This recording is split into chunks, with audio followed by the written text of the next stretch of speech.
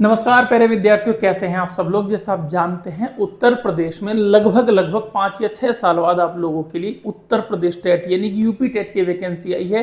पुराना आयोग खत्म कर दिया गया है, नया आयोग बना दिया गया है। सबसे पहली बात, हम इस वाली वीडियो में प्यारे विद्यार्थियों इंपॉर्टेंट डेट्स देखेंगे कि नोटिफिकेशन में क्या क्या डेट्स ऐसी हैं जो जरूरी हैं।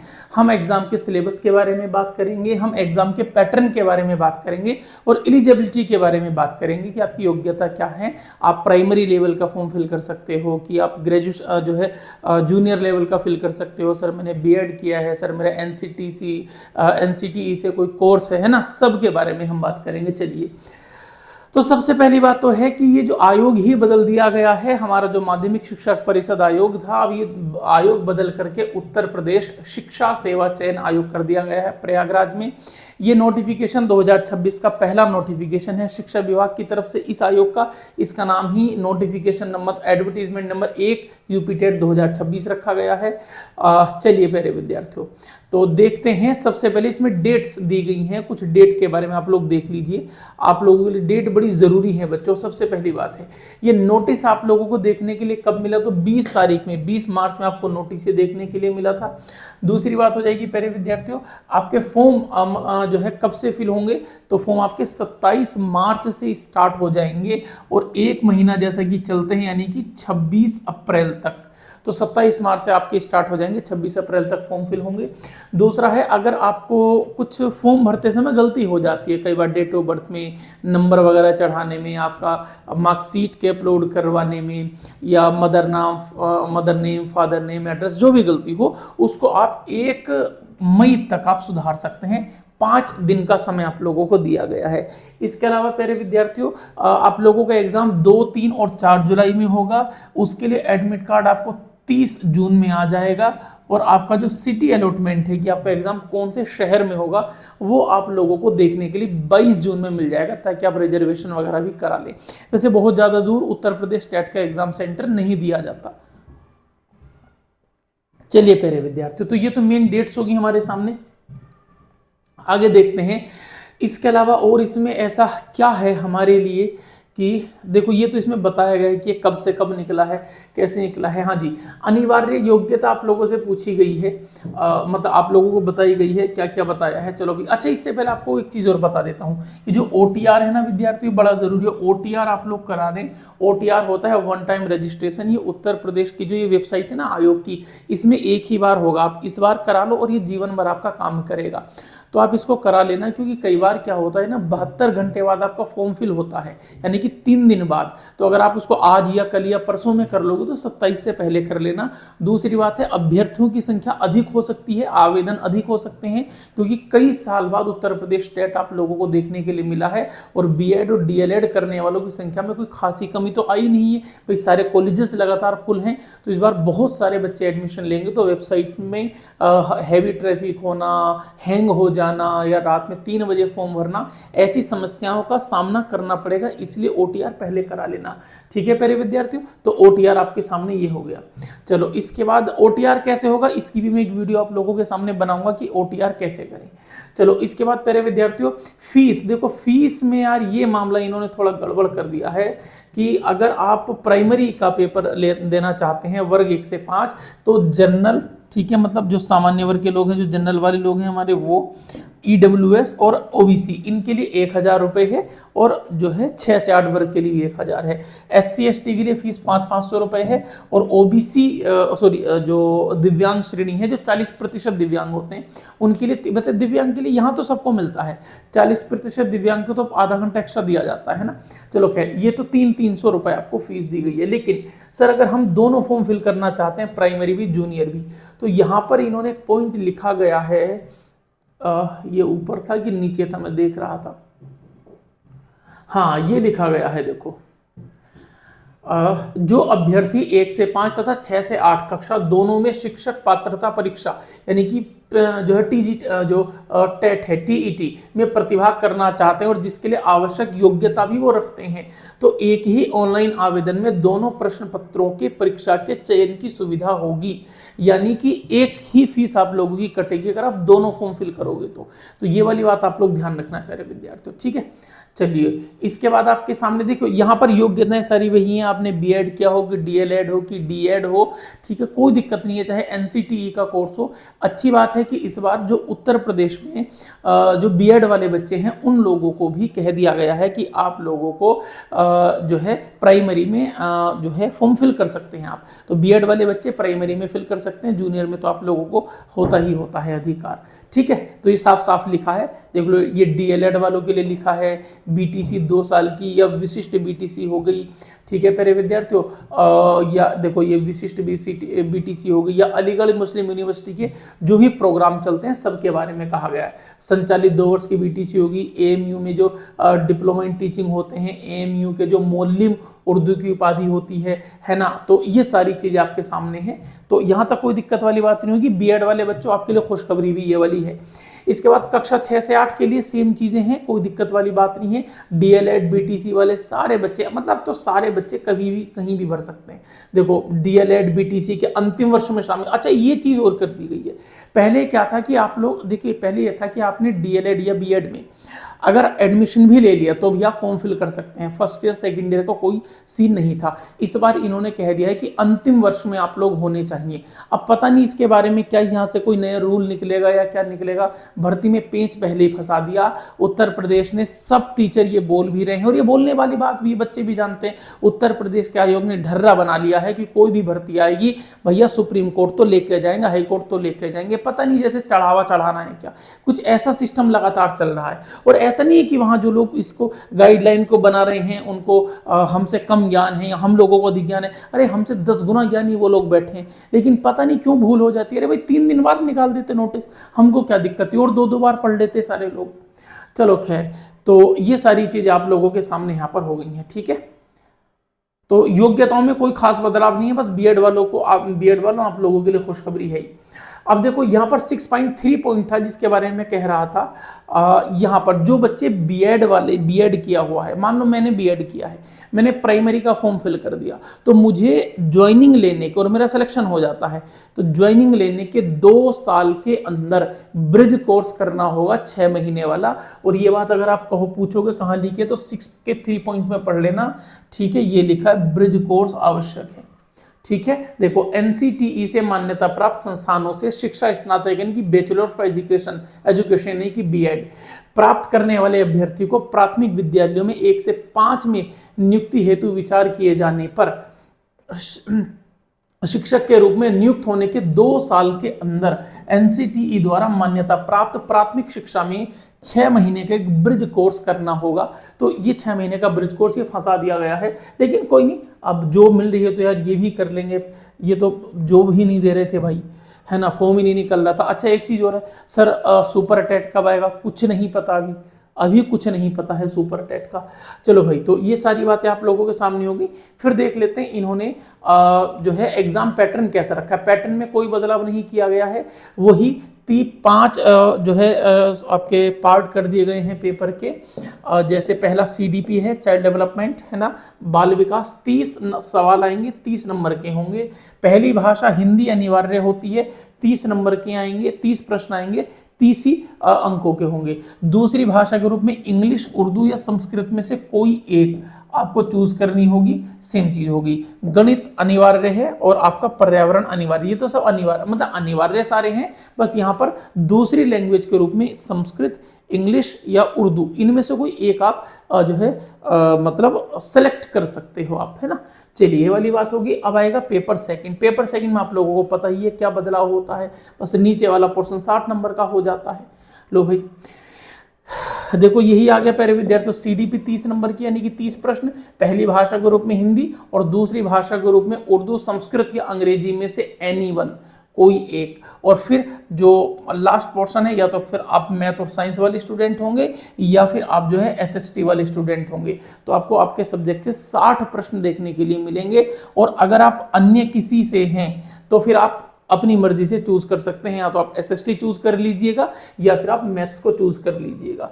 चलिए ये सारे के सारे नोटिफिकेशन, अरे भाई क्या हो गया, तू कैसे नहीं चल रहा, एक मिनट रुको यार, अब ठीक है, अरे चलो भाई ठीक है। तो ये वाली पॉइंट आप ध्यान रखेंगे। एग्जाम पैटर्न के बारे में देख लेते हैं। सेम एग्जाम पैटर्न है, कोई डिफरेंस नहीं है। 150 सवाल आएंगे, 150 नंबर के और 150 मिनट में होंगे, यानी कि 2.5 घंटे का पेपर होगा। सारे पेपर ऑब्जेक्टिव यानी कि बहुविकल्पीय होंगे। एक विकल्प के एक प्रश्न के 4 विकल्प आप लोगों के पास होने वाले हैं। नेगेटिव मार्किंग नहीं है, इंपॉर्टेंट पॉइंट है। प्रश्नों की संख्या 150 होगी, हर प्रश्न 1 अंक का होगा। पेपर दोनों मीडियम में आएगा, हिंदी और अंग्रेजी दोनों में आएगा। बस लैंग्वेज वाला पोर्शन सेम लैंग्वेज में आता है, हिंदी हिंदी में, इंग्लिश इंग्लिश में। अदरवाइज मैथ्स हो, साइंस हो, एसएसटी हो, ईवीएस हो, सीडीपी हो, पहले हिंदी फिर इंग्लिश, ठीक है, ऐसे करके आता है। लेकिन अगर उसमें कोई भी विवाद हो जाए तो इंग्लिश वाला स्वरूप मान्य होता है, क्योंकि हमारा पेपर पहले इंग्लिश में टाइप होता है, बाद में उसको कन्वर्ट किया जाता है, ठीक है। चलो प्यारे विद्यार्थियों, इसके बाद हम अगले पोर्शन पर बात करेंगे। इसके अलावा प्यारे विद्यार्थियों एक चीज इसमें ये कही गई है कि नॉर्मलाइजेशन के बारे में कहा गया है कि देखो पेपर क्योंकि 2, 3 और 4 जुलाई में होगा, एक दिन में 2 शिफ्ट होती हैं वैसे तो, और कुल मिलाकर के 6 शिफ्ट यहाँ पर हैं। ये कहा गया है शिफ्ट को बढ़ाया भी जा सकता है, कम भी किया जा सकता है, अकॉर्डिंग टू जो है जो अभ्यर्थी, जो कैंडिडेट्स हैं, है ना, नंबर ऑफ कैंडिडेट्स, जो अभ्यर्थियों की संख्या के अनुसार ही ये पता लगेगा कितनी शिफ्ट में और कितने दिन होगा। और अगर ज्यादा शिफ्ट में होगा, अधिक शिफ्ट में होगा, तो नॉर्मलाइजेशन उसका किया जाएगा, ठीक है प्यारे विद्यार्थियों, साफ साफ यहाँ पर इसमें लिखा हुआ है।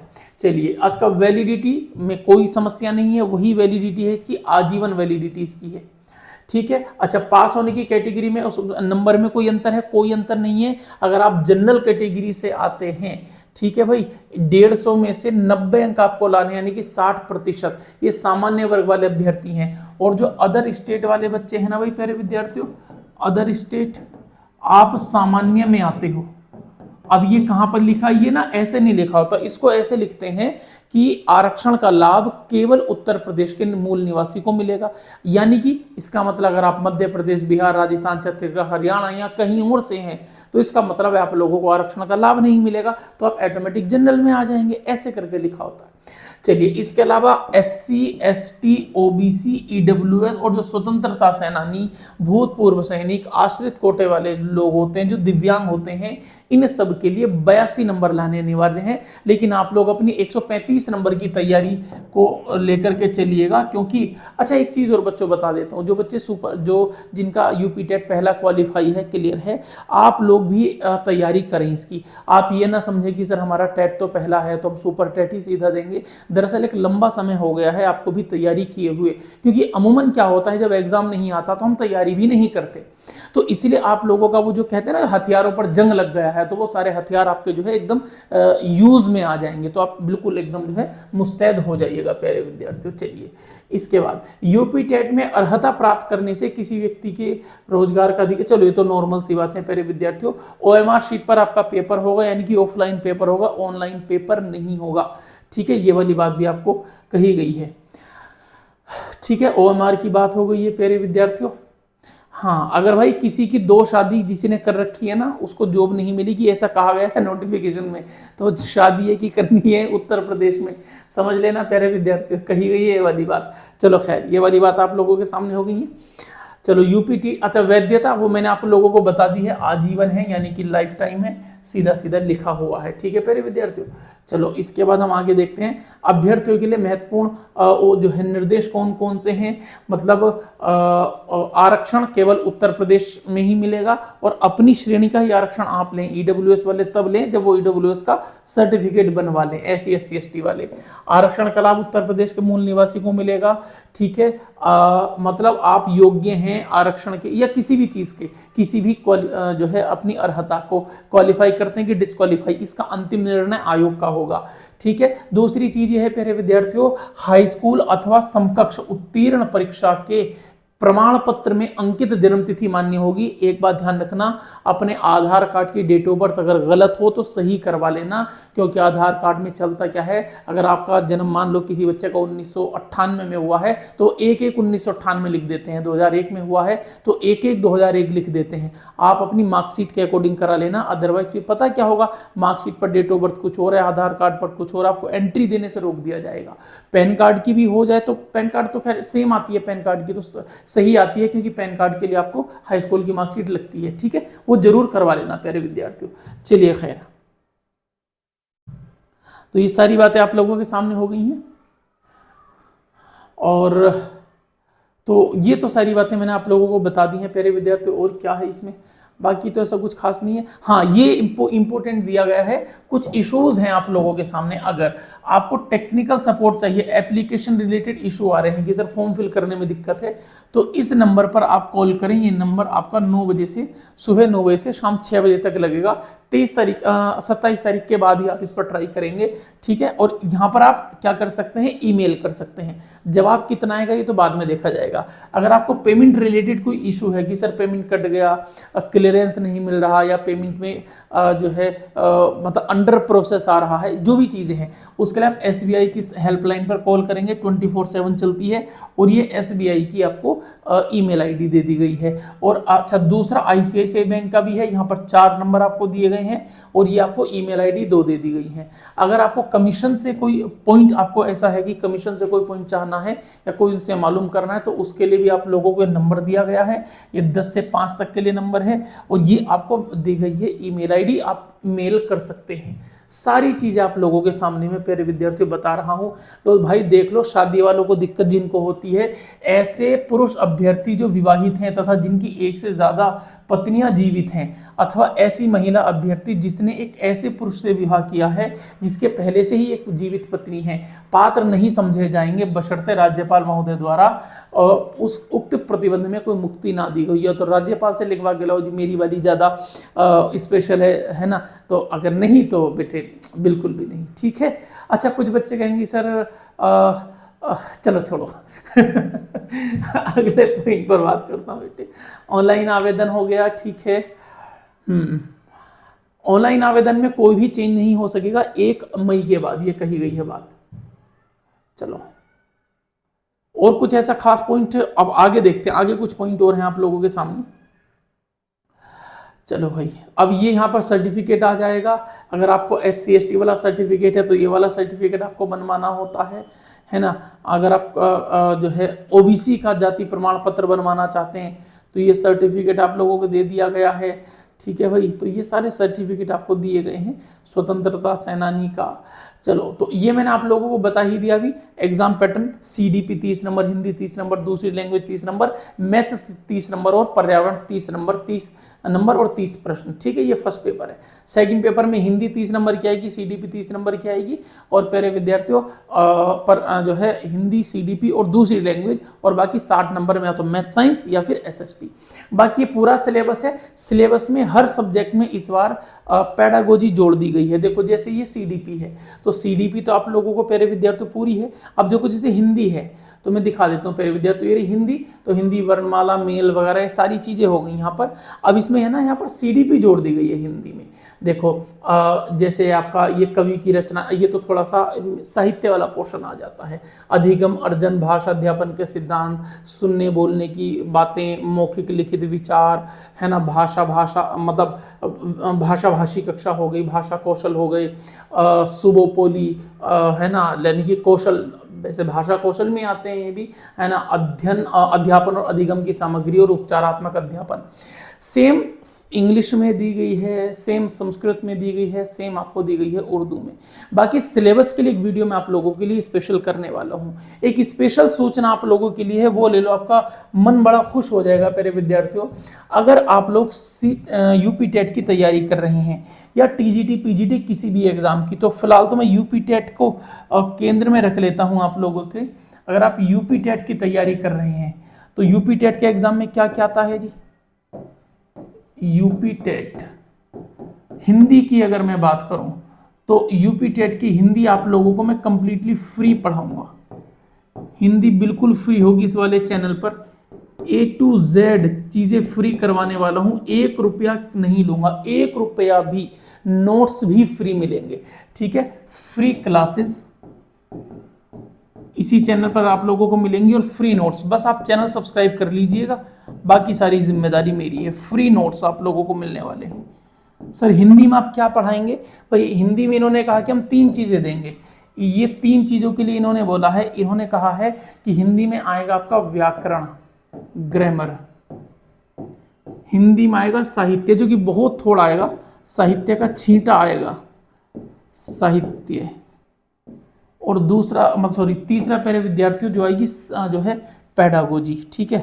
चलो इसको ऐसे लिख देता हूं, शिक्षण विधियां, ठीक है। ये तीनों पोर्शन में आप लोगों को प्यारे विद्यार्थियों बिल्कुल फ्री कराने वाला हूं कंप्लीटली। 1 रुपया आप लोगों से चार्ज नहीं लिया जाएगा, कोई हिडन चार्ज नहीं है, बस आप चैनल को सब्सक्राइब कर लेना और जो है बेल आइकन वगैरह दबा लेना ताकि नोटिफिकेशन आपको पता लग जाए। जल्दी ही आप लोगों की क्लास शुरू होने वाली है। क्लास का टाइम शाम को रात में 9 बजे के आसपास मैं रखूंगा ताकि मैक्सिमम बच्चे इसका लाभ उठा सकें, वो मेल हो, फीमेल हो, वर्किंग हो, मैरिड हो, अनमैरिड हो, हाउसवाइफ हो, जो भी आप करते हैं, जैसे भी आप जिस भी प्रोफेशन में है, चाहे आप स्कूल में पढ़ाते हो, आप प्राइवेट फर्म में जॉब करते हो, आप मेडिकल लाइन में कहीं पर भी आप हो, आई थिंक आप 9 बजे तक बिल्कुल फ्री हो जाते हैं। तो 9 बजे से मैं आप लोगों की क्लास रखूंगा। फिलहाल तो अभी 9 बजे है और क्लास 10 रहेगी, 9 से 10:30 या 11, वो हम अकॉर्डिंग टू टॉपिक देखेंगे। रेगुलर आपको सारी चीजें कराऊंगा बिल्कुल फ्री प्यारे विद्यार्थी। नोट्स भी आप लोगों को फ्री मिलेंगे, एक आपका ग्रुप बना दिया जाएगा टेलीग्राम, फ्री नोट्स है, आप अपने आप लो, अपने आप पढ़ो, कोई दिक्कत वाली बात प्यारे विद्यार्थियों है नहीं। चलिए तो बस अब आप लोगों को जल्दी से क्या करना है, 27 तारीख से पहले OTR कर लेना है, 1 टाइम रजिस्ट्रेशन अपने मोबाइल से कर लेना, एक ईमेल आईडी और एक फोन नंबर से हो जाता है। आसान भाषा में OTR की वीडियो आपको जल्दी ही मिल जाएगी, बता देंगे OTR कैसे करना है। और प्यारे विद्यार्थियों बस 27 तारीख से मुस्तैद हो जाइए, इसके बाद देखते हैं कब सुपर टेट आता है। और हाँ, इसके बाद TGT PGT की वैकेंसी भी आप लोगों को आएगी जल्दी ही। TGT PGT के लिए हिंदी भी मैं इस चैनल पर पढ़ाऊंगा, वो भी फ्री पढ़ाऊंगा, ठीक है। तो नमस्कार, प्रणाम, अपना ध्यान रखिएगा प्यारे विद्यार्थियों। बस मैं आपसे यही कहूंगा कि इस बार रुकना नहीं है, बड़ी मुश्किल में वैकेंसी आई है और आप लोगों को झुकना भी नहीं है। अपना ध्यान रखिएगा, चैनल सब्सक्राइब जरूर कर लीजिएगा। जल्दी मुलाकात करेंगे अगली वीडियो में प्यारे विद्यार्थियों।